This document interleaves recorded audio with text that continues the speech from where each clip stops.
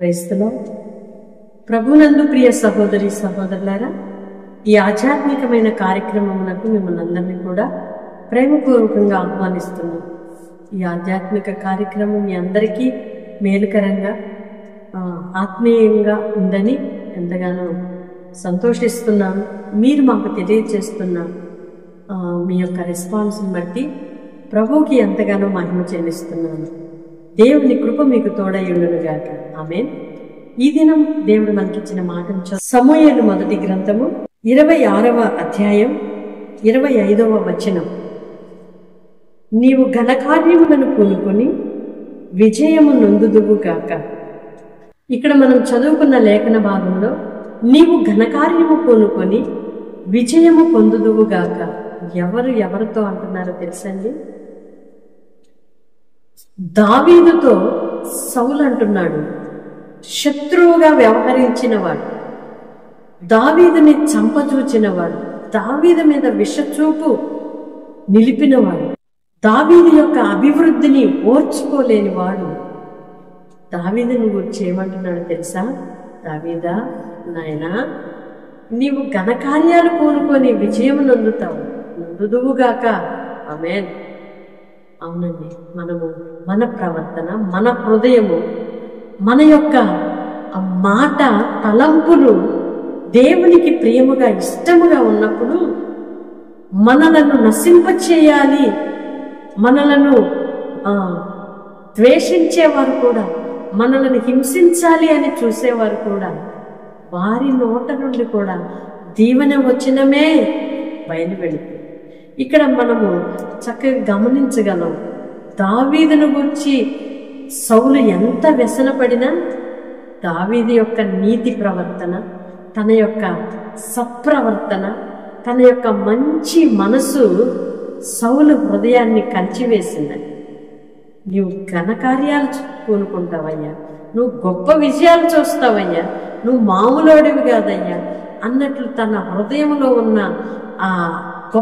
ఆ దావీదు మీద ఉన్న గొప్పతనాన్ని చక్కగా వ్యక్తపరుస్తాను. నువ్వు అనుకోవచ్చు, నేను ఎంత మంచి చేసినా నన్ను ద్వేషిస్తున్నారు, నేను ఎంత వాళ్ళకి మంచి చేయాలని చూసినా నన్ను హింస పెడుతున్నారు, నా క్షేమాన్ని, నా అభివృద్ధిని ఓర్చుకోలేని వారి ఎదుట నేనున్నాను కాబట్టి ఇలా అనగారిపోతున్నాను అని ప్లేస్ మార్చిన, నీవు ఇల్లు మార్చిన, ఉద్యోగమే మారిన, ప్రజల్ని మార్చేసిన అభివృద్ధి అనేది నువ్వు చూడలేవు. కానీ ఎక్కడ నీవున్నా దేవునికి ప్రియముగా ఉండటానికి నువ్వు టైం తీసుకో. నీ జీవితంలో అవకాశం ఇవ్వు దేవునికి. దేవుడు నీ చుట్టూ శత్రువులున్న వారితో నిన్ను దీవింపజేస్తాడు. నీ ఎదుటే పుల్లపోటులాగా నీ ఎదుటే నిన్ను హింస పెట్టేవారు ఉన్నప్పటికీ వారే నిన్ను దీవించే విధంగా, వారే శుభం పలికే విధంగా, వారే నీ అభివృద్ధిలో వారు మనసారా ఆనందించే విధముగా ఆ ప్రభువు చేయగలడు. నమ్ముతున్నాం. మా జీవితాల్లో ఎన్నో చూస్తున్నాం, మీ జీవితాల్లో కూడా ఆయన చేయగలడు. విశ్వసిస్తే ఆమె చెప్దామా? పరిశుద్ధుడైన దేవ, ప్రేమ కలిగిన తండ్రి, మీ స్తోత్రాలు. ఇంతవరకు మీ కృపలో మమ్మలను భద్రపరిచారు. ఘనకార్యములను పూనుకొని విజయము నొందుదువుగాక.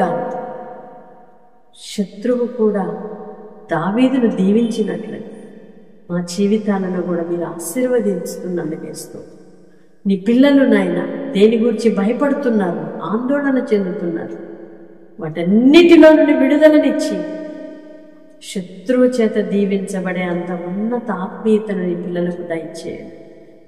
వారిని ద్వేషించే వారి కూడా వారిని ఆశీర్వదించే విధముగా, దీవించు విధముగా, శుభాలు పలికే విధముగా నీ పిల్లలు ఆత్మీయ స్థితిని మీరు పెంపొందింపచేయండి. వారి మనస్థితిని సరిచేయండి అయ్యా. వారి ఆశీర్వాదమును అడ్డుకోవడానికి వీల్లేదయ్యా. విరోధ కార్యములన్నీ యేసు నామములో లయపరచబడునుగాక. మీరే కృప చూపి ఘన విజయాలతో నింపుమని యేసయ్య నామములో ప్రార్థిస్తున్నాను తండ్రి.